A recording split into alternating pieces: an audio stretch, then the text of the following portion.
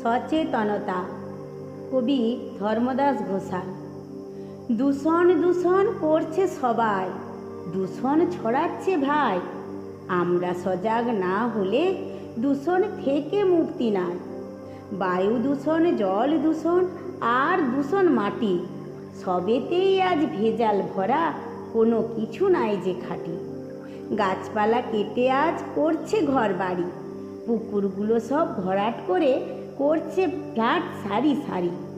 নর্দমার জল, কলকারখানার জল মিশছে নদীর জলে, সাপ কৃমি বের হচ্ছে খাবার জলে টাইম কলে।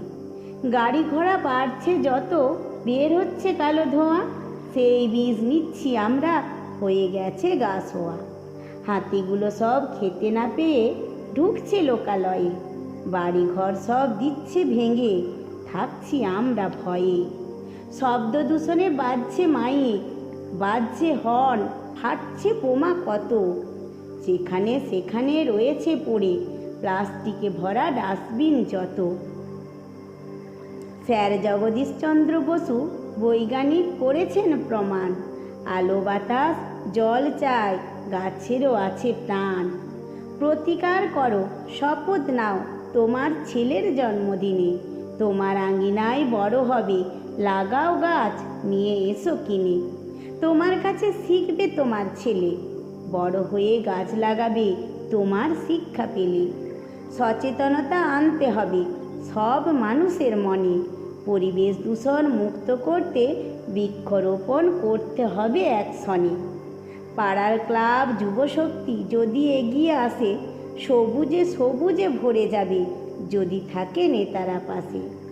গাছে কত বসবে পাখি, বাঁধবে কত বাসা, ভ্রমর মৌমাছি গুঞ্জন, মৌচাকে থাকবে মধু ঠাসা।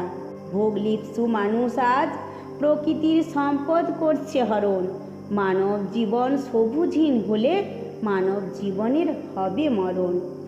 বনসৃজনের মাধ্যমে সার্থক করো আজ, তবেই হবে বসুন্ধরার আয়ু বৃদ্ধি।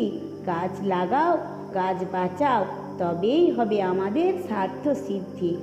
প্রকৃতির দূষণের মধ্যে আমরা বাস করি, সবুজ ধ্বংস করছি আমরা সভ্যতার অহংকারে। সাময়িক ভোগ সুখ লালসার স্তরে পাই নাই শান্তি, আনন্দ মুক্তি প্রাণ ভরে। প্রকৃতি হয়ে চলেছে লাঞ্ছিত, ভোগের উন্মত্ত তাণ্ডবে। পরিবেশের শ্লীলতাহানি করছে সভ্যতার গগন স্পর্শী দম্ভে।